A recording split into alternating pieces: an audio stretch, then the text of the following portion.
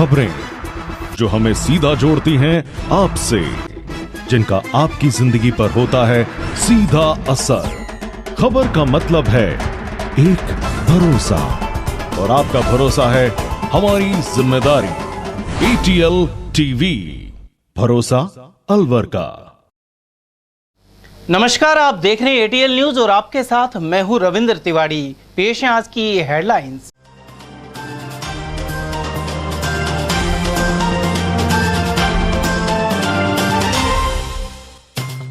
हादसों के हाईवे पर एक और दुर्घटना में 2 की गई जान, 5 हुए घायल। गुजरात से देवबंद जाते समय मोजपुर के पास हुआ एक्सीडेंट। एक साल में तीसरे कलेक्टर पुखराज सेन ने संभाला पदभार, फ्लैगशिप योजनाओं को प्राथमिकता का जताया संकल्प। रेप के दोषी सहित 3 सहयोगियों को 10-10 साल की हुई कैद, पोक्सो अदालतों ने सुनाए फैसले। वहीं ACB कोर्ट ने रिश्वतखोर कानूनगो और दलाल को दी 3 वर्ष की सजा। और पानी नहीं मिलने से गुस्साए लोगों ने फूले सर्किल पर किया चक्का जाम, वाहन चालकों ने उठाई परेशानी। और अब जानते हैं खबरों को विस्तार से। दिल्ली मुंबई एक्सप्रेसवे दुर्घटनाओं का हाईवे बन गया है। बेहद तेज रफ्तार से दौड़ते वाहन आए दिन हादसों का सबब बन रहे हैं। इसी कड़ी में मोजपुर के समीप टायर फटने से अनियंत्रित कार पलट गई। दिल्ली मुंबई एक्सप्रेसवे की शुरुआत से अब तक लगातार हुए हादसों में 15 से ज्यादा जानें जा चुकी हैं। एक और दुर्घटना में एक ही परिवार के 5 लोग जख्मी हो गए। यह दुर्घटना लक्ष्मणगढ़ थाना क्षेत्र के मोजपुर के समीप हुई है। सूचना मिलते ही पुलिस मौके पर पहुंची और घायल लोगों को जिला अस्पताल के ट्रॉमा वार्ड में भर्ती करवाया। वहीं दोनों मृतकों के शव को जिला अस्पताल की मोर्चरी में रखवाया गया है। यहां उनका पोस्टमार्टम करवाया जा रहा है। मेयो पंचायत के सदस्य शेर मोहम्मद ने बताया कि एक ही परिवार के लोग गुजरात से उत्तर प्रदेश के देवबंद जा रहे थे। इसी दौरान उनकी कार अनियंत्रित होकर दिल्ली मुंबई एक्सप्रेस हाईवे पर पलट गई। ऐसे में यूसुफ, सलीम, अब्दुल्ला, हाफिज और तहीम घायल हो गए, जबकि राशिदा और आसिफ की मौत हो गई। दिल्ली मुंबई एक्सप्रेसवे पर ये लोग गुजरात से चलकर और देवबंद जा रहे थे। इनके वालिद मोहतरम जो हैं बड़े आलिम वहाँ के साबिक शेखुल हदीस मुफ्ती सईद साहब, उनकी फैमिली है थी और अनबैलेंस होकर गाड़ी जो है पलट गई। और पलट करके इतनी अभी ओवर स्पीड थी, क्या थी ये तो पता नहीं है, लेकिन लग ऐसा रहा है कि जिस तरह से गाड़ी गिरी है तो किसी चीज़ से तो टकराई नहीं है, अनबैलेंस हुई है, जिसमें 2 लोगों की मौत हो गई है। एक महिला, एक आदमी है। दोनों चाची भतीजी हैं। मरने वाले का नाम राशिदा है महिला का, और आदमी का नाम हफीज़ है। 5 लोग घायल हैं। मैं आप लोगों के माध्यम से एक इतनी सी अपील करना चाहता हूँ, जिस तरह का रवैया सरकारी अस्पताल का होता है, आप लोगों की अगर आपके माध्यम से आवाज़ प्रशासन तक जाए। और ये डॉक्टर लोग जिस तरह आप देख रहे हो, एक बच्ची है, सारे लोग मदद के लिए आए हैं क्योंकि अभी इनकी कोई फैमिली नहीं है यहाँ। उसके बावजूद बिल्कुल ये इन ना तो डॉक्टर्स को ना इन स्टाफ को कोई लेना देना नहीं है, इनके कोई फ़र्क नहीं पड़ता। ये इनको 10 बार कह लो, बाकी तो सारे लोग जो हैं किसी की फैमिली से कोई नहीं है, अभी नहीं है, लेकिन ये किसी तरह से गंभीरता से नहीं लेते। और ये बहुत बुरी बात है। अगर सरकारी अस्पतालों का ये रवैया है तभी तो लोग प्राइवेट हॉस्पिटल में जाते हैं। घटना कहाँ पर हुई है सर? ये मोजपुर और लक्ष्मणगढ़ के बीच में जो है दिल्ली मुंबई एक्सप्रेस वे उसके ऊपर हुई। शाकिर, अब्दुल्ला बच्चे अभी पूछ रहे हैं उनसे धीरे धीरे। सभी हम जितने लोग हैं सारे मदद में हैं। यहाँ कितने घायल हैं? 5 घायल यहाँ आ चुके हैं। 2 की डेथ हो गई। 7 लोग थे ये टोटल गाड़ी में है। अभी यहाँ जो इलाज, अब देखिए आप, बच्ची अकेली है, कोई एक आदमी उसको कोई ना कोई कंपाउंडर देख रहा है ना डॉक्टर देख रहा है, और साथ में रेफर सीट और बनाकर चलेगा कि जयपुर जाओ, मतलब टालने का काम करते हैं। वहीं दुर्घटना इतनी भीषण थी कि गाड़ी सेफ्टी रेलिंग में फंस गई, जबकि शव गाड़ी में से निकलकर हाईवे के नीचे गिर गए। पीड़ित परिवार गुजरात से देवबंद जा रहा था। घायलों को लेकर अस्पताल पहुंचे लोगों ने अव्यवस्था के आरोप लगाए। साथ ही कहा कि इलाज के बजाय डॉक्टर जयपुर रेफर करने की बात कर रहे हैं। उल्लेखनीय है कि यदि इस एक्सप्रेस वे पर स्पीड ब्रेकर्स मॉनिटरिंग के लिए पुलिसकर्मी और अन्य संसाधनों की व्यवस्था जैसे कदम नहीं उठाए गए तो दुर्घटनाओं का सिलसिला जारी रहने की आशंका है। अलवर के नए कलेक्टर पुखराज सैन ने बुधवार को मिनी सचिवालय से जिला कलेक्टर कार्यालय में कार्यभार संभाल लिया। गौरतलब है कि डॉक्टर जितेंद्र कुमार सोनी का हाल ही में जयपुर में बतौर राष्ट्रीय स्वास्थ्य मिशन निदेशक स्थानांतरण हुआ है। उनके स्थान पर नए जिला कलेक्टर सैन आए हैं, जो पहले खाद्य आयुक्त थे। पदभार संभालने के मौके पर स्थानीय कर्मचारियों और अधिकारियों ने उनका स्वागत किया। वहीं जिला कलेक्टर का कहना था कि मुख्यमंत्री की फ्लैगशिप जन कल्याणकारी योजनाओं को प्राथमिकता से लागू करवाया जाएगा। उन्होंने मिनी सचिवालय का निरीक्षण भी किया। मेरी ये भी क्योंकि मेरा फर्स्ट असाइनमेंट है डिस्ट्रिक्ट कलेक्टर, तो मेरा ये भी कोशिश रहेगी कि आप लोगों से जितना समन्वय हो, जिससे आप लोगों के साथ अच्छा हमारा कम्युनिकेशन हो, वो हम रखेंगे और कोशिश करेंगे कि आप लोगों से भी जो फीडबैक मिलता है जनता की, क्योंकि आप लोग जनता की कई सारी चीज़ें जो हमारे अधिकारी या हम लोग नहीं देख सकते वो हमारे तक लाते हैं, तो उनको भी हम ध्यान देके कोशिश करेंगे कि उनके समाधान समय पर हो।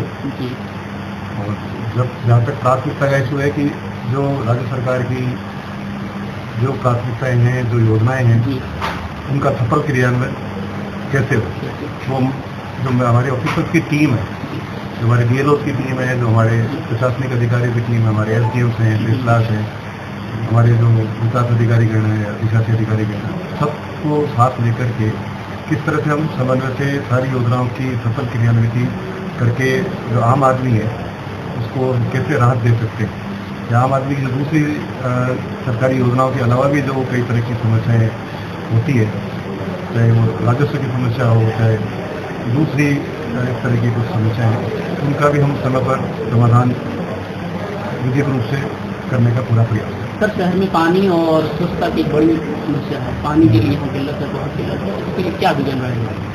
मैं अभी क्योंकि आप ज्वाइन ही मैंने किया है, तो मैं शीघ्र जो हमारे PhD के ऑफिसर्स हैं उनके साथ एक बार क्योंकि रिव्यू करते हैं। मेरे को ये पुरानी जानकारी है, मैं बहुत 94 में यहाँ पे 2 महीने के लिए प्रोफेशनल रहा। उस समय भी मुझे ध्यान है कि काफ़ी समस्या थी और हम लोग उस टाइम जो अभी एग्जीक्यूटिव मजिस्ट्रेट ड्यूटीज़ यहाँ पे करते थे PhD को, जो आपकी जो ओल्ड सिटी एरिया है, उस सिटी एरिया में उस समय शायद समस्या थी। अब उसकी अभी वर्तमान स्थिति क्या है, एक बार मेरे PhD के ऑफिसर्स के साथ और हमारे जो साथी ADM साहिबान हैं, जो ADM CP हैं हमारे, उनके साथ एक बार रिव्यू करने के बाद ही मैं आपको बता पाऊँगा कि हम किस तरह से उसका समाधान करें। मैंने अभी निवेदन किया कि जो भी राज्य सरकार की जितनी योजनाएं हैं उन योजनाओं का लाभ उसको पहुँचे। उसके अलावा भी अगर कोई जन समस्या किसी व्यक्ति की राजस्व प्रशासन से या विकास प्रशासन से या हमारे म्यूनिसिपल प्रशासन से अगर कोई उनकी ऐसे इश्यूज हैं जो इश्यूज हम रिजोल्व कर सकते हैं, तो उनको रिजोल्व करने का पूरा प्रयास हमारी टीम है, स्ट्रॉन्ग टीम है। इस टीम में काफ़ी साथीगण लकीली मैं बोलूँगा, क्योंकि मेरे को ये नहीं पता था, इस बेल्ट में मैंने काम नहीं किया है। इस बेल्ट में मैंने आपको बताया कि 94 में मैं 2 महीने के लिए प्रोफेशनल था। करियर के शुरुआत में जब हम सीखते हैं उस स्टेज पे था, तब मैंने ये बेल्ट थोड़ा देखा था। उसके बाद मैं कभी भी इस तरफ रहा नहीं, पर लकीली मेरे साथ यहाँ पे जो कुछ मेरे साथीगण हैं, प्रशासनिक अधिकारी हैं, ये कहीं न कहीं मेरे साथ रहे। मैं इनके साथ बैठ करके सारी समस्याओं को समझ करके जो भी उचित समाधान होंगे, जो आम जन को सुविधा दे सके, आम जन की समस्या का समाधान कर सके, इसके पूरे प्रयास करें। NCR के क्या उसमें प्रोविजंस हैं, क्या इशू है, क्या उनके मास्टर प्लान के इश्यूज हैं, क्या उनको दूसरी फैसिलिटीज है, NCR की जो योजनाएं हैं उसमें कौन कौन सी योजना का हम लाभ ले सकते हैं, कौन कौन सी योजना का लाभ हमने ले लिया है, कौन कौन सी योजना में क्रियान्विति में दिक्कत है, किसमें हम अभी लाभ लेने के लिए हमारे प्रपोजल्स भी नहीं आ पाए। ऐसा हो सकता है। मैंने जब तक रिव्यू नहीं किया, बिना रिव्यू के मैं आपको कोई भी कमेंट करूँगा ना, तो इतना जल्दी होगा कि वो ठीक नहीं है। हमारे पास अच्छी ऑफिसर्स की टीम है और ये अनुभवी लोग हैं।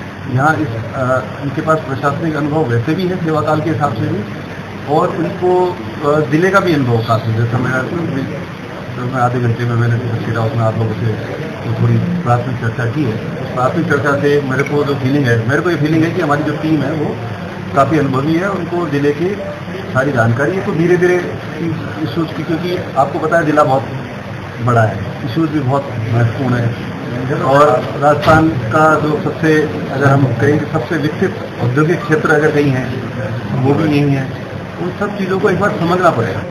आप देखेंगे अभी सारी चीज़ें जो है कि जनता की अपनी प्राथमिकता है, सारी एक व्यवस्था है, सारे काम हम एक ये जो डेमोक्रेसी में सिस्टम है, एक ब्यूरोक्रेसी की एक व्यवस्था है, प्रशासन में एक टीम है, टीम के साथ मिलकर के आप लोग हैं, आप लोगों के इतना है ना, तो सब चीजें देखो अभी एकदम, अगर आप मेरे को 10 मिनट में, मैं अभी जस्ट आया हूँ और मैंने आपको लोगों को निवेदन किया है कि मैं प्रशासन से सीधे रूप से, यद्यपि अनुभव है मेरा कि मैं 4-5 जिलों में एडीएम रहा हूँ, जयपुर का एडीएम 1 भी रहा हूँ, जयपुर एडीएम सिटी भी रहा हूँ, भीलवाड़ा एडीएम रहा हूँ, पाली एडीएम रहा हूँ, टोंक एडीएम रहा हूँ, और फिर लंबा प्रशासनिक अनुभव है। लेकिन पिछले 8-10 सालों से मैं सीधे प्रशासन से सीधे तौर पर अभी इन दिनों नहीं जुड़ा। इनका तो कुछ चीजें जैसे है कि मेरे जिन विभागों में थे हम उन विभागों में हम काम कर रहे थे, लेकिन सीधा ऐसा होता है कि आप एक विभाग में काम करते हैं तो एक विभाग में आपका एक व्यू होता है, उस विभाग की गतिविधियों को संचालित करना, प्रभावी रूप से संचालित करना। लेकिन जब आप जिला प्रशासन में हैं तो आपको सारे विभाग की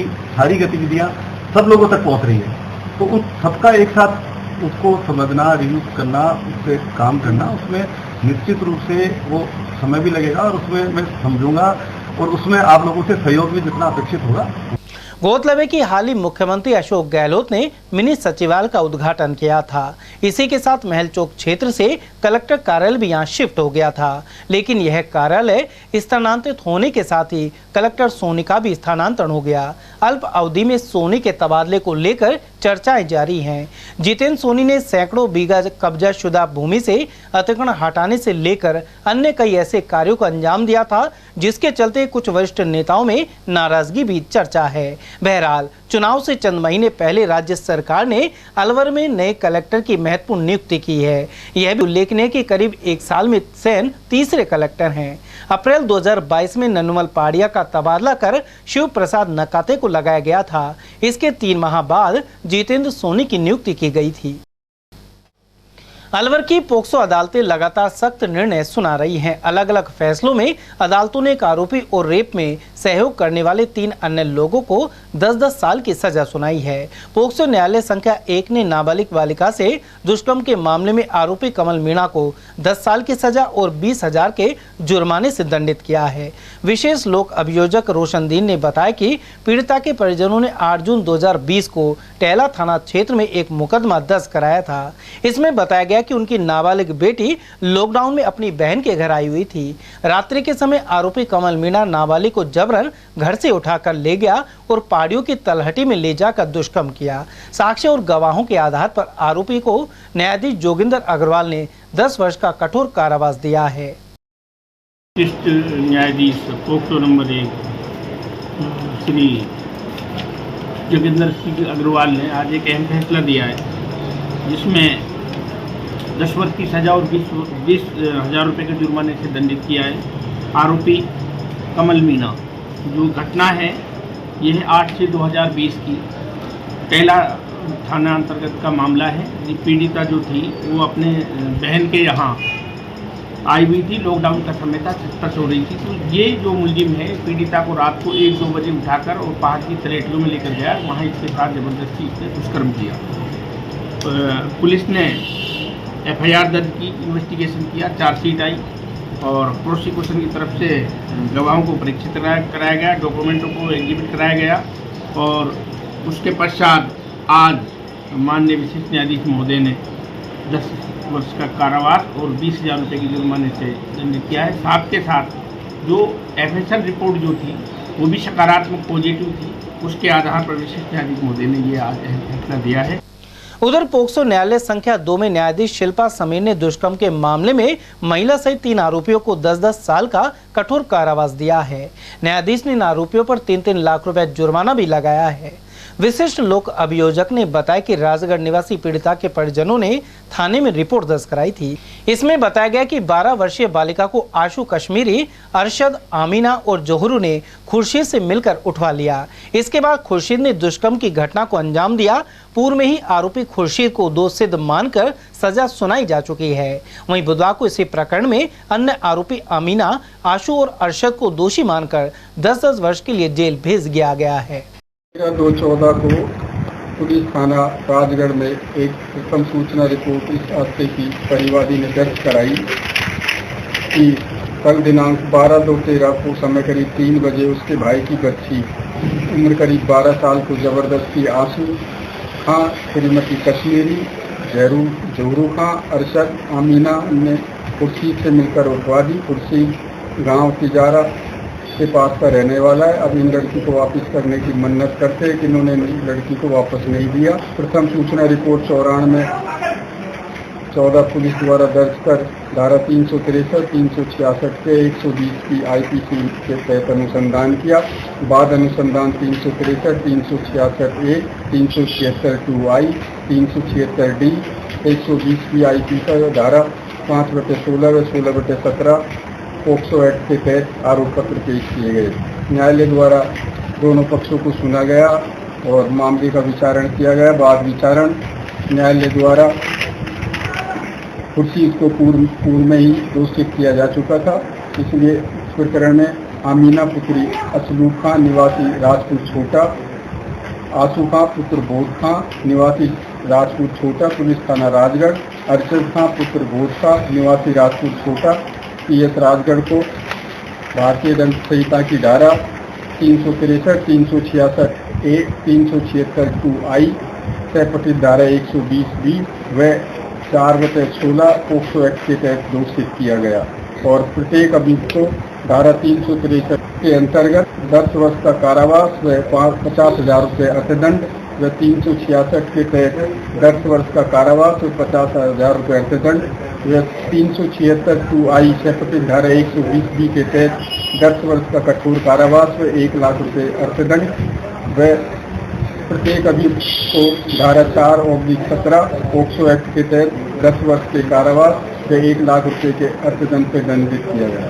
टोटल कितनी सजा है और कितनी? टोटल सजा ये सजाएं एक साथ भुगतेगी कि ये सजा 10 साल की है, लेकिन टोटल जुर्माना प्रत्येक अभियुक्त के ऊपर 3 लाख रुपए का जुर्माना किया गया। उस प्रकरण में 3 अभियुक्त हैं तो तीनों के ऊपर 9 लाख रुपए का जुर्माना। और वहीं रिश्वत के आरोपी तत्कालीन कानूनगो राजकुमार शर्मा और उसके दलाल विष्णु बजाज को 3-3 साल के कारावास की सजा सुनाई गई है। अलवर ACB कोर्ट ने यह फैसला किया है। वर्ष 2009 में कृषि भूमि का इंतकाल खुलवाने के एवज में रिश्वत मांगी गई थी। सरकारी वकील के अनुसार परिवादी सुरेश कटारिया ने ACB में परिवाद पेश किया कि विष्णु बजाज नामक दलाल ने 6,000 और कानूनगो ने 5,000 की रिश्वत मांगी है। सत्यापन होने के बाद दोनों आरोपियों को ट्रैप किया गया था। इस प्रकरण में 14 वर्ष बाद दोनों आरोपियों को 3-3 साल की सजा सुनाई गई है। परिवादी सुरेश कटारिया ने ग्राम खिदरपुर में अपने नाम से अपने भाई के नाम से कृषि भूमि खरीदी थी। इसका इंतकाल चढ़ाने के लिए 17/1/2009 को परिवादी विष्णु बजाज से मिला तो विष्णु बजाज ने उससे 6,000 रुपये रिश्वत के प्राप्त कर लिए और उसको जो है कानून को राजकुमार के पास इंतकाल के कार्य के लिए भेज दिया। उसके बाद जब परिवादी कानून को राजकुमार शर्मा से मिला तो राजकुमार शर्मा ने 6,000 रुपये की मांग इंतकाल के लिए की और 5,000 रुपये में सहमत हुआ। उसके बाद परिवादी मांग सत्यापन के दौरान परिवादी और ने परिवाद के समर्थन में मांग सत्यापन वार्ता के लिए रिकॉर्डिंग लेके गया तो उस रिकॉर्डिंग वार्ता में आरोपी विष्णु बजाज ने 6,000 रुपये लेना स्वीकार किया और ये भी स्वीकार किया कि 1,000 रुपये वह कानून को उसमें से दे देगा। इस प्रकार दोनों आरोपी गण ने मिलीभगत करके परिवादी सुरेश कटारिया से उसके नामांकन दर्ज करने की एवज में विष्णु बजाज ने 6,000 रुपये और कानून को राजकुमार शर्मा ने 5,000 रुपये रिश्वत की प्राप्त की और ट्रायल के उपरांत विशेष न्यायालय भ्रष्टाचार निवारण अधिनियम अलवर ने दोनों आरोपीगण को धारा 7 PC एक्ट में 3-3 वर्ष का कारावास और 10,000 रुपये का अर्थदंड और धारा 13(13)(2 PC एक्ट में भी 3-3 वर्ष का कारावास और 10,000 रुपये के अर्थदंड से दंडित किया और षड्यंत्र करने के आरोप में धारा 120 भी IPC में 1-1 माह का कारावास और 10,000 रुपये के अर्थदंड से दंडित किया। पानी की समस्या से आक्रोशित शहर के नयाबाद क्षेत्र के बाशिंदों ने बुधवार को ज्योतिबा फूले सर्किल पर रास्ता रोक दिया। करीब 1 घंटे तक चक्का जाम के कारण वाहन चालकों को परेशानी का सामना करना पड़ा। वहीं मौके पर पहुंची पुलिस ने समझाइश कर जाम को खुलवाया। वहीं स्थानीय नागरिकों का कहना था कि इस क्षेत्र में पिछले कई माह से पानी की समस्या बनी हुई है। उन्होंने कई बार जल विभाग के अधिकारियों को अवगत कराया, लेकिन कोई समाधान नहीं निकल पाया है। इसके चलते या तो स्वयं के खर्चे पर पानी के टैंकर मंगाने पड़ते हैं या फिर दूर दराज से पानी लाना पड़ रहा है। तो मैं आपको बताना चाहूँगा, मेरा वार्ड नंबर 30 है, जिसके पार्षद साहब हैं नरेंद्र मीणा जी। तो हमने कई बार उनको अवगत कराया है सर कि मतलब सर हमें इस प्रकार की समस्या हो रही है। और दूसरा वार्ड है हमारा 30, जिसके जो है वो सीताराम चौधरी जी। तो सर हमने कई बार बताया, कई बार अवगत करा चुके हैं, जलदाय विभाग में भी अवगत करा चुके हैं। हमारे पिछले कई दिनों से क्या पिछले महीने मतलब कई महीनों से परेशानी है, लेकिन पिछले 10 दिनों से इतनी घातक परेशानी है कि हमें पीने की एक बूंद तक नहीं मिल रही सर। तो इस कारण हम बहुत ही अति परेशान जलदाय विभाग में हम कई बार रिक्वेस्ट कर चुके हैं। इन चीज़ों की हमारी कोई सुनवाई नहीं हो रही सर। बार बार की हमें जो मतलब परेशानी हुई है, सब चीज़ें हुई है, तो इन सब के बाद में हमें एक कदम उठाना पड़ा है कि रोड जाम करके प्रशासन को बुलाया जाए और उसके बाद उनसे बातचीत की जाए और हमारी समझाइश करके हमको हमारा जो हक है वो दिया जाए। पानी नहीं आ रहा, महीना पानी हो गया हमारा को। टैंकर गिरावा क्या बोर के बोर सूख गई पानी के मारे। जलदाय विभाग को बताया आपने? 10 बार कह दी हमने, 5-7 से भी कह दी, कोई हमारी सुनाई नहीं कर रहा। करेंगे हम, कोशिश तो करेंगे जो होगी जो हमारी। वार्ड पार्षद भी साथ में है? नहीं, कोई साथ में नहीं है हमारे पास। पार्षद क्या बोलते हैं? नहीं रहता, पार्षद खाए आए ना आया। और वहीं शहर के अलावा ग्रामीण क्षेत्र में भी पानी की समस्या विकराल रूप ले रही है। उधर बुधवार को मिनी सचिवालय में जैसे ही नवनियुक्त जिला कलेक्टर पुखराज सेन ने पदभार ग्रहण किया, यहां कैरवाड़ा गांव की महिलाएं पहुंच गई। यह उसके बाद ही कैबिनेट मंत्री टीकाराम जूली की विधानसभा में आता है। जब महिलाएं जिला कलेक्टर चैम्बर के बाहर पहुंची तो एडीएम शहर नवीन यादव ने उनकी समस्या को सुना, साथ ही जलदाय विभाग के अधिकारियों से फोन पर बात कर महिलाओं को उनके पास भेज दिया। उधर महिला कमला देवी ने बताया कि क्षेत्र में पिछले 4 साल से जल संकट गहरा गया है। जो सुनाई नहीं दे, हम जावे जब नुके कल हो जाएगा पानी। अब हमको तो तीसरा चौथा दिन रोज जावे पड़ा। भर के ला रहे हैं पानी, कोई इतने दूर से लावे, भरवा नहीं दे हमको, गाड़ी को तार काटे हमको, कोई सुनाई ना दे रहा हमारी। नहीं कोई सरपंच दे रहे, ना कोई और भी नहीं दे रहा। हुआ है अब तक आप समस्या के लिए? माला खेड़े हुआ है हम, वीडियो साहब का हुआ, सरपंच मंत्री का हुआ, और यार सरपंच तो हमको कहता ही बूढ़ा हो गया हम, पर हमारी सुनावनी ना करो कोई भी। बहरोड क्षेत्र के पहाड़ी गांव में नेशनल इन्वेस्टिगेशन एजेंसी यानी एनआईए की टीम ने बुधवार को दबिश दी। दिल्ली से रात को रवाना एनआईए की टीम तड़के यहां पहुंच गई। स्थानीय पुलिस जाब्ता लेने के बाद यह दल पहाड़ी पहुंचा। जानकारी के अनुसार इस दौरान most wanted history sheeter Vikram Gurjar उर्फ लादेन के घर पर दबिश देकर तलाशी ली गई। बताया जा रहा है कि पहाड़ी के अलावा पूरे राजस्थान में बदमाशों के 7 से 8 ठिकानों पर एनआईए की विभिन्न टीमों ने दबिश दी है। उधर पहाड़ी में पहुंचे भारी पुलिस जाब्ते से हड़कंप मच गया। करीब 3 घंटे के बाद एनआईए टीम दिल्ली के लिए रवाना हो गई। तेज गर्मी के बीच अग्नि हादसे सामने आ रहे हैं। बुधवार सुबह 5 बजे बिलाहेड़ी गांव स्थित एक कबाड़ गोदाम में अचानक आग लग गई। रिको अग्निशमन केंद्र की 4 गाड़ियों ने लगभग 2 घंटे में आग पर काबू पाया। हालांकि कबाड़ गोदाम के मध्य में हाई टेंशन लाइन का पोल होने के कारण दमकल कर्मियों को आग बुझाने में परेशानियों का सामना करना पड़ा। जिस दौरान आग लगी उस समय वहां कई मजदूर भी सो रहे थे, लेकिन किसी भी प्रकार की जनहानि नहीं हुई है। प्रारंभिक शिक्षा निदेशालय बीकानेर ने बुधवार को 8वीं बोर्ड परीक्षा का परिणाम जारी कर दिया। अलवर जिले में 69,451 परीक्षार्थी एग्जाम में शामिल हुए थे। इनमें से 67,525 उत्तीर्ण हुए हैं। कुल परीक्षा परिणाम 97.23% रहा है। जिन स्टूडेंट्स के 86% से 100% तक अंक आए हैं उन्हें ए ग्रेड मिला है। इसी प्रकार 71 से 85% अंक पर बी ग्रेड, 51 से 70% अंक लाने पर सी ग्रेड और 33 से 50% तक अंकों वाले विद्यार्थियों को डी ग्रेड हासिल हुआ है। उधर अलवर में भी 8वीं के विद्यार्थियों में परिणाम को लेकर उत्सुकता देखी गई। हल्दीना में आगामी 2 माह के बाद राजर्षि भर्तृहरि विश्वविद्यालय का सत्र शुरू किया जा सकता है। असिस्टेंट रजिस्ट्रार आशुतोष ने बताया कि इस दिशा में कार्य प्रगति पर है। इसके लिए तकनीकी टीम ने दौरा कर लिया है। वहीं तैयारियों को आगामी 2 माह के अंदर पूरा करने की संभावना है। इसके बाद अगले सत्र को हल्दीना में ही शुरू करने के लिए हर संभव प्रयास किए जा रहे हैं। विश्वविद्यालय का कुछ कार्य अभी परीक्षा गोपनीय कार्य जैसे है वो हल्दीना परिसर में ही चल रहा है इस समय गोपनीय तरीके से, और आने वाले शायद 2 महीने में हमारे प्रयास हैं कि हम शीघ्र रूप से वहाँ पे स्थानांतरित हो जाए।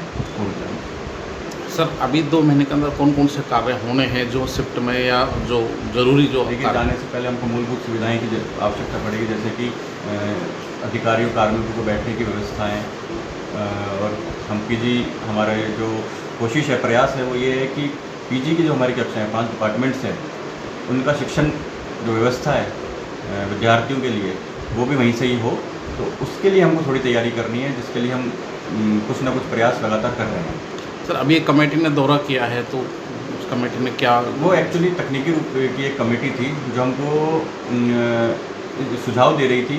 सुझाव देने के लिए उस कमेटी को बुलाया गया था, और उसमें सुझाव दिए हैं कुछ जैसे डिजिटल के ऊपर, स्मार्ट क्लासेस के ऊपर, किस तरीके से फ्यूचर जो हमारी संभावनाएं हैं वो किस तरीके से रहेंगी, किस तरीके से हम फ्यूचर में यूनिवर्सिटी को कैसे डेवलप कर सकेंगे, और जो हमारा इस समय 2 ब्लॉक्स बने हुए हैं उनको हम वेल यूटिलाइज्ड कैसे कर पाएंगे, इस तरीके के लिए हमने कमेटी को बुलाया था और उन्होंने अपने सुझाव दिए। तो सर अगले सत्र हल्दीना में शुरू हो पाएगा वहाँ के भवन में, इसकी कितनी संभावना है? देखिए, प्रयास पूरा है और हम अनुमान लगा रहे हैं कि हम शायद कर पाएंगे।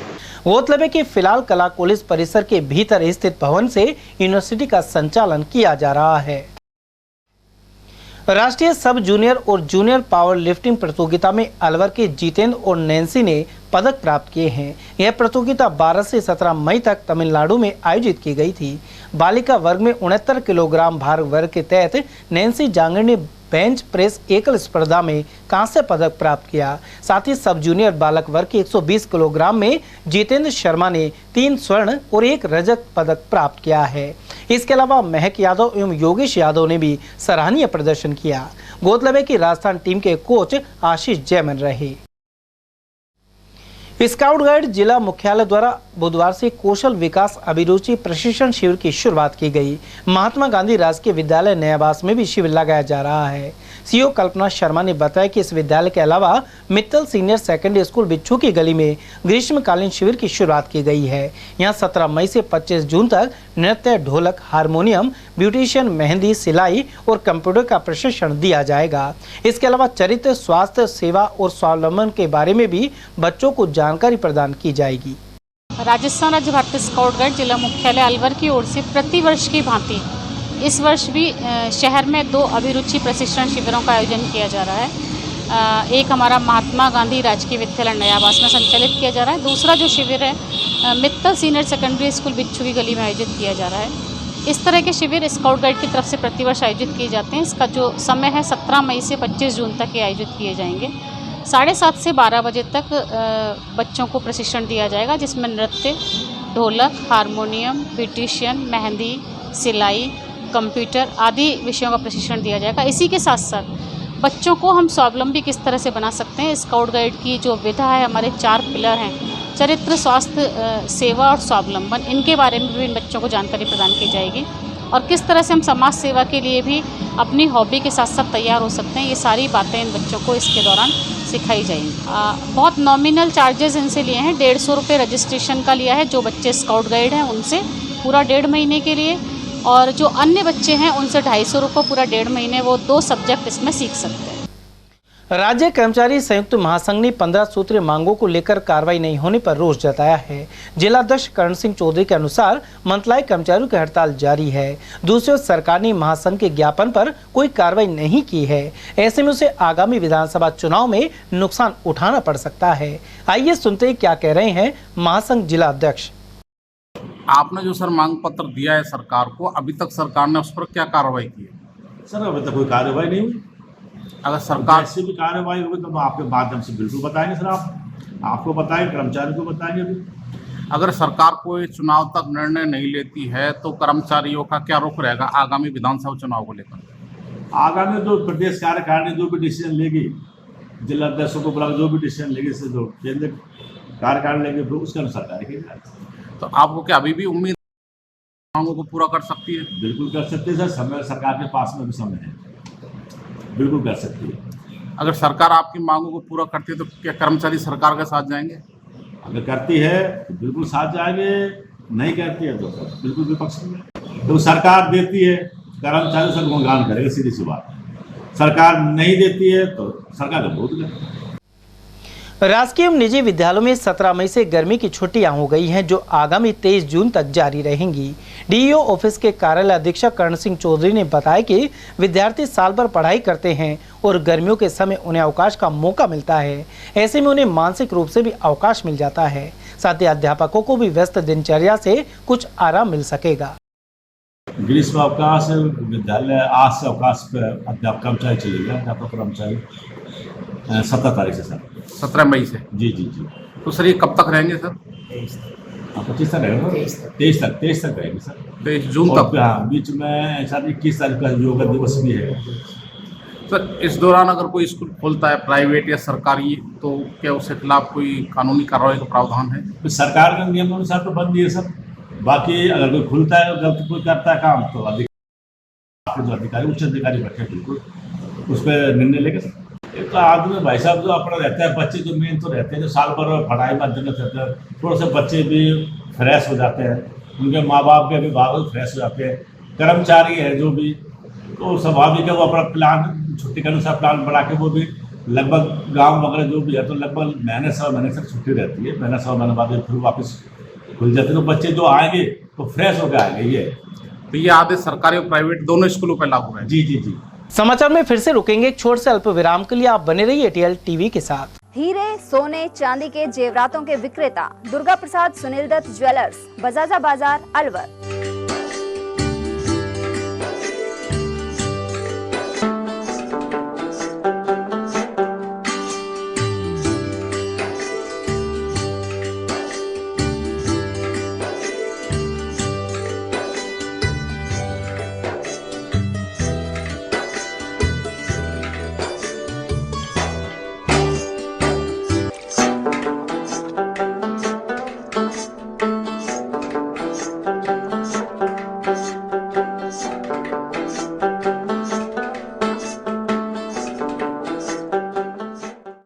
सोने चांदी के जेवरातों के विक्रेता दुर्गा प्रसाद सुनील दत्त ज्वेलर्स, बजाजा बाजार, अलवर।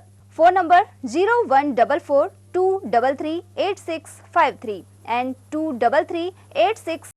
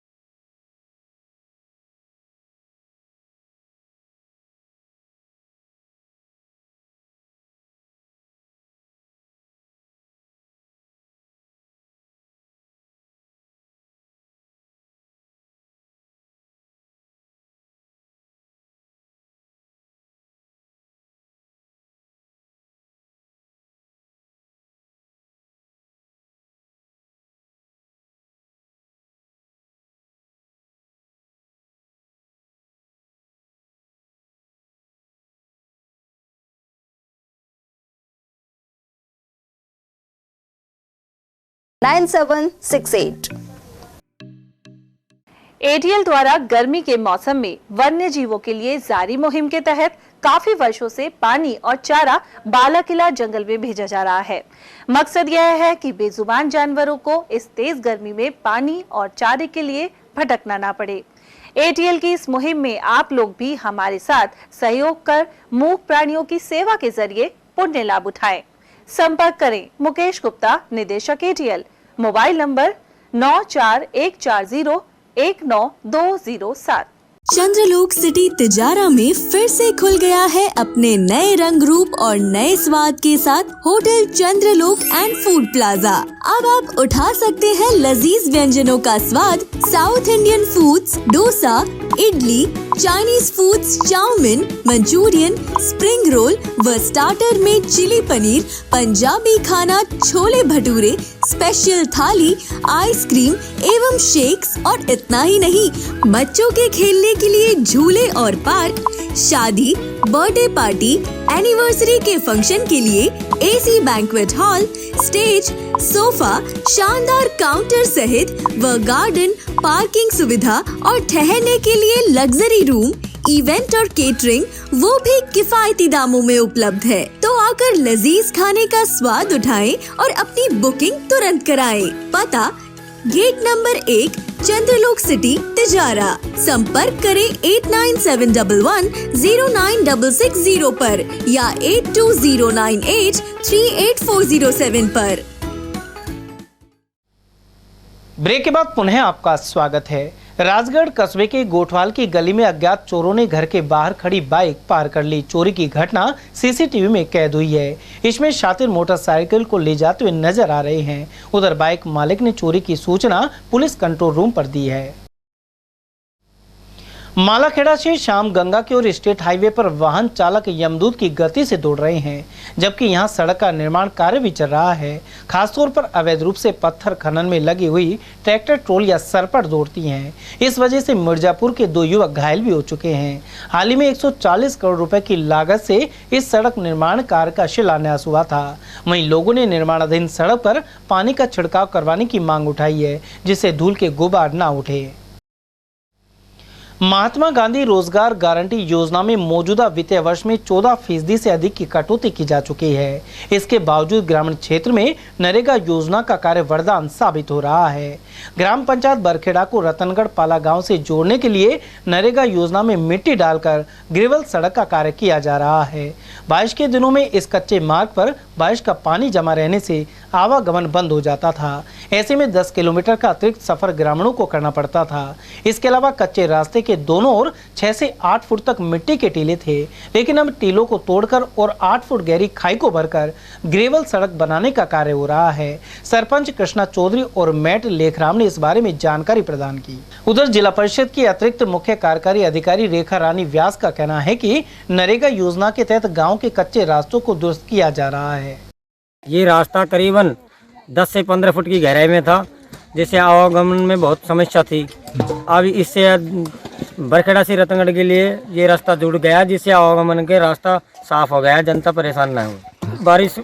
बारिशों के दिनों में ये रास्ता बिल्कुल बंद हो जाम हो जाता था, इसमें पानी भरा था।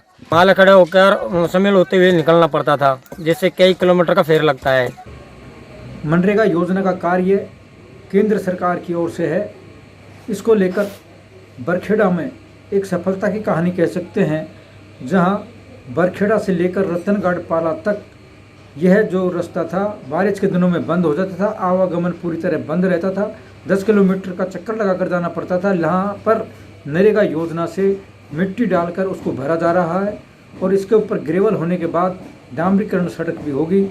तो आज़ादी के बाद पहली बार यह काम नरेगा योजना से और PWD योजना से पूरा होना की संभावना है। मैं उदय सिंह, एयरटेल न्यूज। ग्राम बीजवार नरुका में महंगाई से राहत शिविर के तहत ग्रामीण गारंटी कार्ड लेने के अलावा अपनी समस्याएं सुलझाने के लिए भी पहुंचे। खासतौर पर उन्होंने पानी की व्यवस्था की मांग उठाई। जल जीवन मिशन के तहत गांव में राइजिंग लाइन बिछाई गई है और 2500 रुपए हर कनेक्शन के वसूले गए हैं, लेकिन पानी की एक बूंद तक नहीं आ रही है।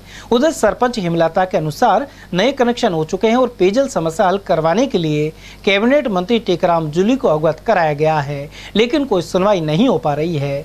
ऐसे में बीजवार नरुका में लग रहे प्रशासन गांव के संग अभियान में भी कैबिनेट मंत्री जूली को फिर से अवगत कराया गया है। लंगड़ा का बास है, उसमें पानी की समस्या है और लाइन तो दब है, बहुत टाइम होगी पर पानी जाकर नहीं पहुंच रहा है। को बताई और सरपंच को बताते, कोई ध्यान नहीं देता है और पानी को जाते हैं जब भगा देते हैं किसी कुआं पे। पानी नहीं है और लड़ के मरते हैं। और भीड़भाड़ में बहुत ज्यादा मतलब सब सारी जगह पानी नहीं पहुंचता है, कहीं पहुंचता है कहीं नहीं पहुंचता है। ऐसी हालत हुई पड़ी है जैसे राजस्थान के आधा सूखा है, आधे में पानी पहुंच जाता है ना, ऐसी हालत हुई पड़ी है भीड़भाड़ में। और जो अधिकारियों से बोलते हैं तो किसी कोई ध्यान पे नहीं धरते हैं अधिकारी। मंत्री जी को भी एप्लीकेशन दिए, वो ये बोल रहे हैं कि अधिकारियों से बोलो, हमने अधिकारियों से बोल तो उन्होंने ध्यान नहीं दिया। कई बार एप्लीकेशन लिख के दे दी हमने। मालाखेड़ा क्षेत्र में मौसम में उतार चढ़ाव जारी है। आसमान में बादल छाने के साथ ही तेज हवाएं चल रही हैं। 2 दिन पहले रात्रियों को तूफानी हवाओं ने कहर ढा दिया था, साथ ही कई बड़े वृक्ष धराशायी हो गए थे। ऐसे में फिर से आए अंदर से जनजीवन अस्त व्यस्त होने की आशंका है। अकबरपुर कस्बे में नल नहीं आने की वजह से लोग पानी के लिए परेशान हो रहे हैं। ऐसे में देर रात तक हैंडपंपों पर भीड़ लगी रहती है, साथ ही महिलाएं पानी के लिए इधर उधर भटकती रहती हैं। वहीं कई बार झगड़ा भी तक हो जाता है। लोगों ने मांग की है कि संबंधित विभाग या पंचायत इस ओर ध्यान देकर कार्रवाई करे, जिससे समय पर पानी मिल सके। कितना दिन से परेशान है तो बताओ।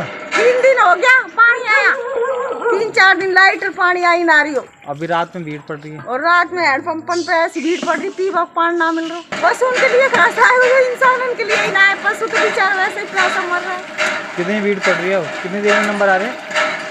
आधा घंटा 1 घंटा खड़ा रहा, लाइन लगी पड़ी है पानी के लिए। और वहीं उमरेन ब्लॉक में कई दिनों से अघोषित विद्युत कटौती ने परेशानी बढ़ा दी है। 1 दिन पहले आए तूफान के चलते भी दिन भर लाइट नहीं आई थी। इसके अलावा कई दिनों से बिजली की कटौती जारी है।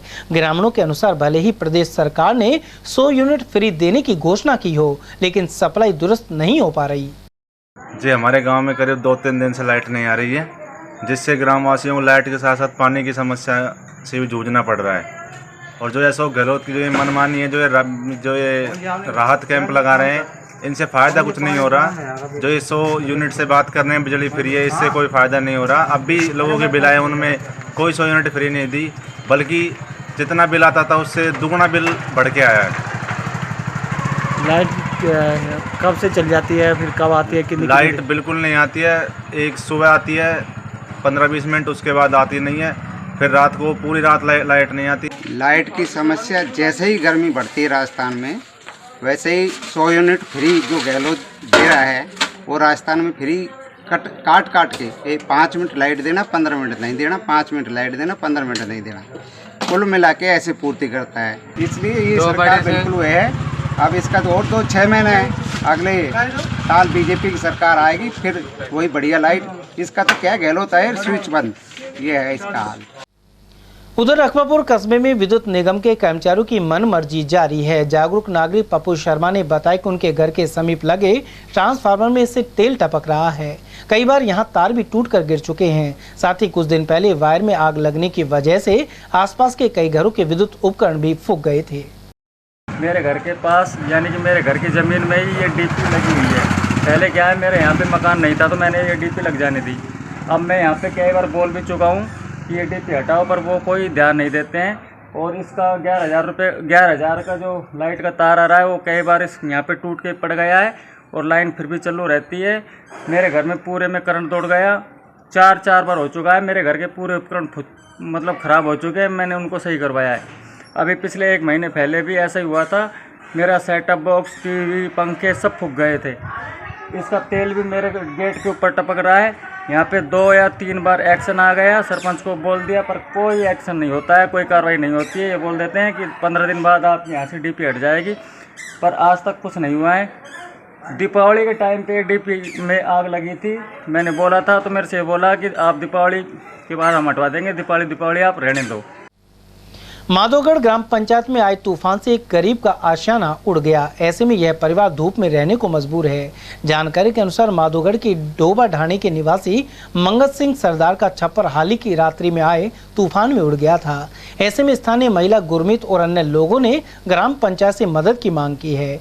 वहीं वार्ड पंच सुखराम पोसवाल ने बताया कि इसके लिए ग्राम पंचायत में प्रस्ताव रखा जाएगा। साथ ही प्रधानमंत्री आवास योजना के तहत लाभ देने की भी कोशिश की जाएगी। रात को झखड़ाया 10 बजे और झूपड़ा सारा गिर गया। या तो निस्सु बचया बालक दी और हम भाग के काटा बाहर, भीतर सो बाहर सोया पड़ा। इनको खाट दूर कराया, जाके इनके बचाया करे अब इनके अब 10-15 दिन पहले होगा लड़के की शादी करिए करते हैं। अब नाज भी नहीं है खाने को, थोड़ा बहुत ही है 10-20 किलो, और धूप में सारा दिन बैठा रहे और छाया भी नहीं है नज़दीक। झक्खड़ आया या मैं उड़ गई, और अभी 15 दिन पहले हमने शादी करी। क्या उड़ गई? या छान और झोंपड़ा उड़ गया और द्वार भी टूट गई। अब धूप में बैठ रहे हैं, अब कहीं करें, कोई मदद कर दिए। और रहने के लिए जगह वगैरह? और जगह ही नहीं, यही जगह है, कच्चे घर? कच्चे ही है।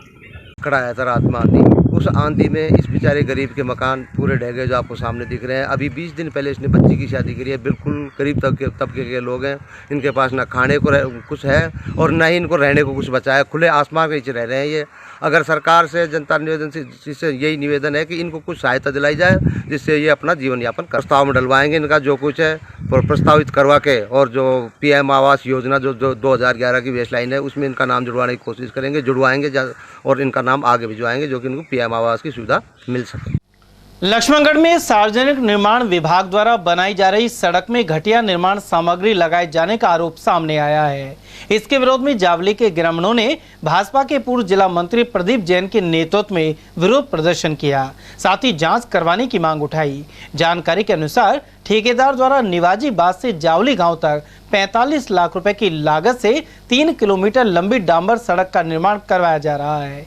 आरोप है कि बेहद कम मात्रा में डामर का उपयोग किया गया है। इस सड़क में अभी से रोड़ियां निकलने लगी है।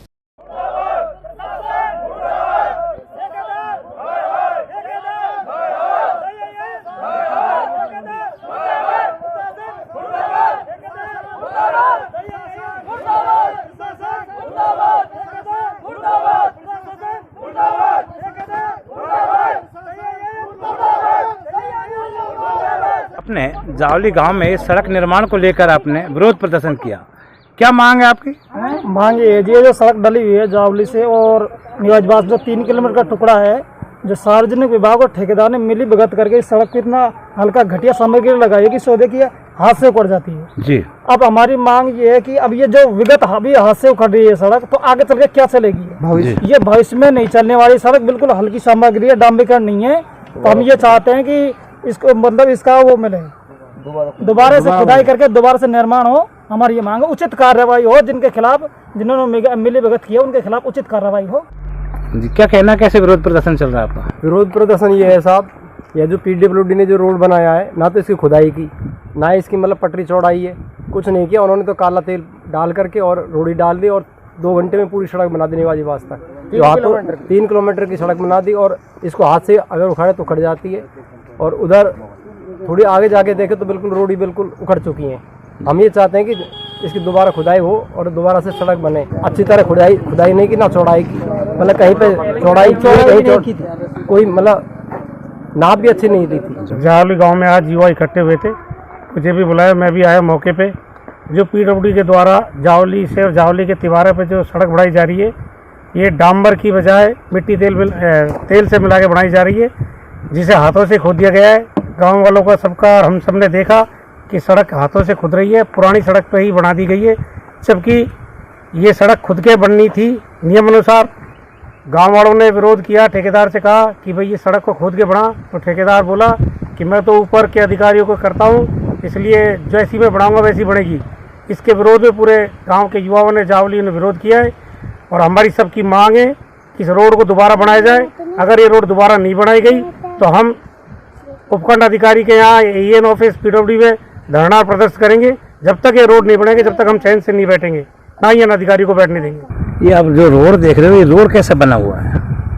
रोड अभी तो इसके ऊपर ये नहीं डला है, ऐसा ही अभी तो घटिया किस्म का ही रोड है, अभी तो बना नहीं। ऊपर से ये रोडी उड़ी नहीं उधर रहा है, चल रहा साधन जो इसके ऊपर, सड़क सही नहीं बनी है। हाँ।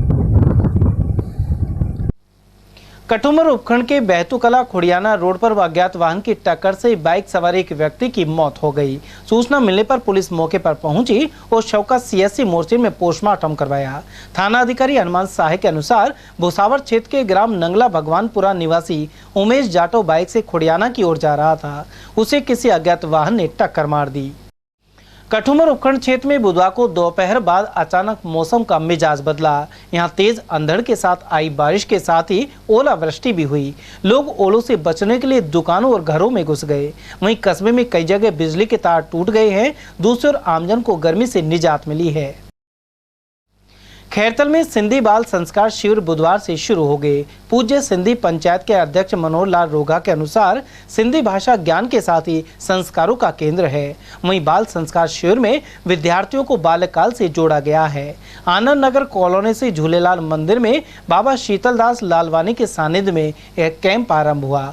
उधर इस दौरान ओम प्रकाश रोगा सहित अन्य वक्ताओं ने भी विचार रखे। इससे पूर्व सभी अतिथियों ने भगवान झूलेलाल की प्रतिमा के समक्ष दीप प्रज्वलित कर कार्यक्रम का शुभारंभ किया। भारतीय सिंधु सभा के संभाग प्रभारी प्रताप कठेरा और इकाई अध्यक्ष लक्ष्मण भुरानी ने आयोजन की जानकारी दी। भाजपा की ओर से 18 मई को जिले भर में उपखंड स्तर पर धरना प्रदर्शन किया जाएगा। साथ ही उपखंड अधिकारी को स्थानीय समस्याओं को लेकर ज्ञापन दिया जाएगा। पार्टी के जिला महामंत्री पवन जैन ने बताया कि राजस्थान सरकार की जन विरोधी नीतियों के खिलाफ धरना दिया जा रहा है। उन्होंने बताया कि अलवर शहर में भी भवानी तोप सर्किल पर कार्यकर्ता धरना प्रदर्शन करेंगे। इन्हीं जो जंगल राज और कुशासन राजस्थान की कांग्रेस सरकार भ्रष्टाचार चरम पर है, अलवर में भी चरम पर है। यहाँ की सभापति ट्रैप हुई, यहाँ के कलेक्टर ट्रैप हुए, यहाँ के आरएस अधिकारी ट्रैप हुए। इन सब की आवाज़ उठाने के लिए कल 10 बजे भारतीय जनता पार्टी के सभी कार्यकर्ता भवानी तोप पर एकत्रित होंगे और उपखंड अधिकारी को ज्ञापन सौंपने का कार्यक्रम रहेगा। यह कार्यक्रम अलवर जिले में सभी उपखंडों पर किया जाएगा। सभी उपखंडों पर वहाँ के संबंधित मंडल के लोग वहाँ एकत्रित होंगे और सभी उपखंड अधिकारियों को इस तरह के ज्ञापन अलवर शहर का कार्यक्रम भवानी तोप पर रहेगा। मैंने बताया ना, भवानी तोप से वहाँ से चलकर प्रदर्शन करते हुए सरकार के खिलाफ नारेबाजी करते हुए मिनी सचिवालय में उपखंड अधिकारी को ज्ञापन देने का कार्यक्रम है। उधर मालाखेड़े में भी गुरुवार को उपखंड कार्यालय के बाहर धरना प्रदर्शन किया जाएगा। बढ़ते आपराधिक मामलों एवं बिगड़ती कानून व्यवस्था, बिजली कटौती एवं सरचार्ज, भ्रष्टाचार, अवैध खनन आदि को लेकर सुबह 10 बजे धरने के साथ ही राज्यपाल के नाम एसडीएम को ज्ञापन सौंपा जाएगा। मूक बधिर बालिका के मामले में आंदोलन करने वाले कुछ भाजपाइयों के खिलाफ शहर कोतवाली पुलिस ने चालान पेश किया था। इस प्रकरण में न्यायाधीश ने आधा दर्जन कार्यकर्ताओं को 20-20 हजार के मुचलके पर जमानत दे दी है।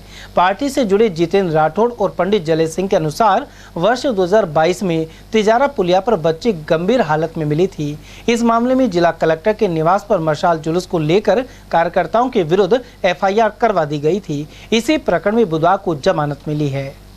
2022 का ये मामला है। मूक बधिर बच्ची के साथ जो तिजारा पुलिया पर बलात्कार करके उनको अज्ञात व्यक्तियों द्वारा पटक दिया गया था, उस विषय में हमने एक आंदोलन किया कि इस बच्ची को न्याय मिलना चाहिए। उल्टा बच्ची को न्याय तो नहीं मिला।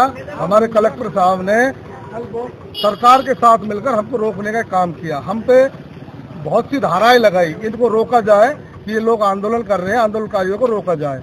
हमको रोक तो नहीं पाए, हमको धाराएं लगाई और जो अन्यायपूर्ण थी ऐसा हमने कुछ नहीं किया। उस विषय में आज हम पे चालान पेश हुआ है। 20,000 के मुचलके पे हमको जमानत मिली है। कांग्रेस सरकार की इस तरह की तानाशाही जनता कब तक देखेगी? जनता इसका जल्दी ही बदला लेगी और आने वाले वक्त में इसको सरकार को पता लगेगा। हुई थी उसके खिलाफ भारतीय जनता पार्टी युवा कार्यकर्ताओं ने जब आंदोलन किया, जिला कलेक्टर के घर पर जाकर हमने उनसे मांग की कि बच्ची को न्याय मिले और कलेक्टर ने बच्ची के माँ बाप से कहा कि हम तुमको प्लॉट दे देंगे, जमीन दे देंगे, तुम चुप हो जाओ। उसके खिलाफ हमने कलेक्टर के घर पर ये लिखा कि भाई आप ऐसा नहीं कर सकते, बच्ची को न्याय मिले। मसाल जुलूस लेकर हम कलेक्टर के घर गए। उसके खिलाफ कलेक्टर महोदय ने हमारे खिलाफ FIR दर्ज कराई और इस कांग्रेस की सरकार ने और पुलिस ने आज उसमें चालान पेश किया है, जिसमें माननीय न्यायाधीश ने हमको 20,000 रुपये पर व्यक्ति के हिसाब से जमानत पर हमको रिहा किया है। लेकिन ये कांग्रेस की सरकार उस मूक बधिर बच्ची को न्याय नहीं दे पाई। कब का मामला है? ये 2022 का मामला है, जिसमें आज पुलिस ने, कोतवाली पुलिस ने चालान पेश किया है, जिसमें हम सभी जो कितने लोग हम 6-7 कार्यकर्ता थे, उनको आज न्यायाधीश महोदय ने जमानत दी। चलते चलते एक बार फिर से नजर डालेंगे आज की हेडलाइंस पर।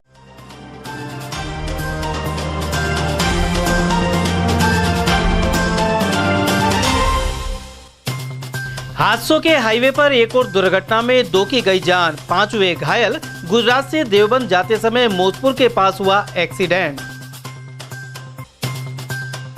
एक साल में तीसरे कलेक्टर पुखराज सेन ने संभाला पदभार, फ्लैगशिप योजनाओं को प्राथमिकता का जताया संकल्प।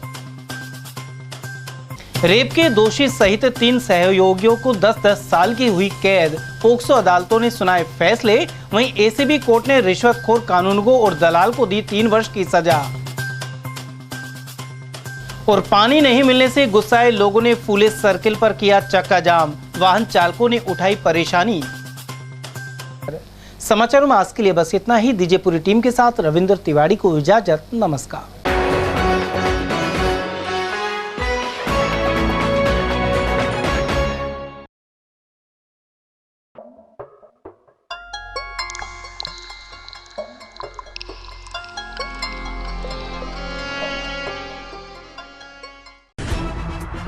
खबरें जो हमें सीधा जोड़ती हैं आपसे, जिनका आपकी जिंदगी पर होता है सीधा असर। खबर का मतलब है एक भरोसा, और आपका भरोसा है हमारी जिम्मेदारी। ATL TV, भरोसा अलवर का। हीरे, सोने, चांदी के जेवरातों के विक्रेता दुर्गा प्रसाद सुनील दत्त ज्वेलर्स, बजाजा बाजार, अलवर।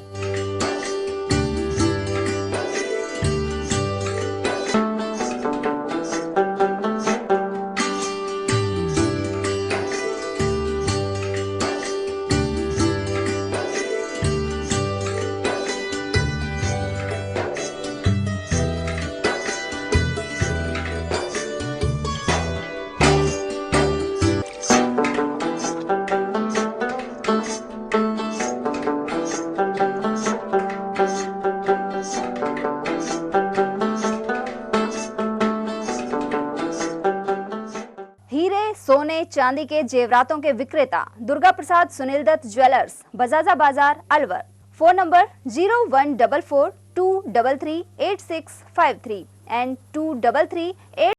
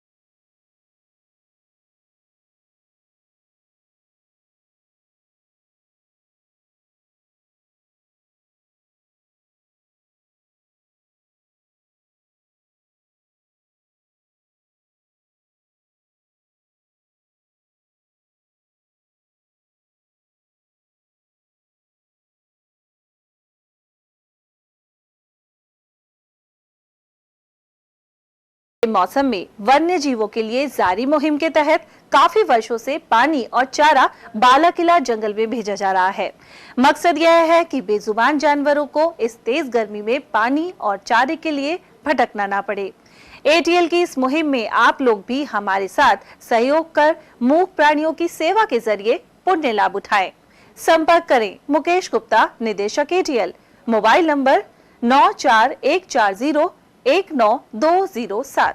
चंद्रलोक सिटी तिजारा में फिर से खुल गया है अपने नए रंग रूप और नए स्वाद के साथ hotel Chandralok and food plaza. अब आप उठा सकते हैं लजीज व्यंजनों का स्वाद। South Indian foods, dosa, idli, Chinese foods, chowmein, Manchurian, spring roll व स्टार्टर में चिली पनीर, पंजाबी खाना, छोले भटूरे, स्पेशल थाली, आइसक्रीम एवं शेक्स और इतना ही नहीं, बच्चों के खेलने के लिए झूले और पार्क, शादी, बर्थडे पार्टी, एनिवर्सरी के फंक्शन के लिए AC banquet hall, stage, sofa, शानदार काउंटर सहित व गार्डन, पार्किंग सुविधा और ठहरने के लिए लग्जरी रूम, इवेंट और केटरिंग वो भी किफायती दामों में उपलब्ध है। तो आकर लजीज खाने का स्वाद उठाएं और अपनी बुकिंग तुरंत कराएं। पता गेट नंबर 1, चंद्रलोक सिटी, तिजारा। संपर्क करें 8971109660 पर या 8209838407 पर।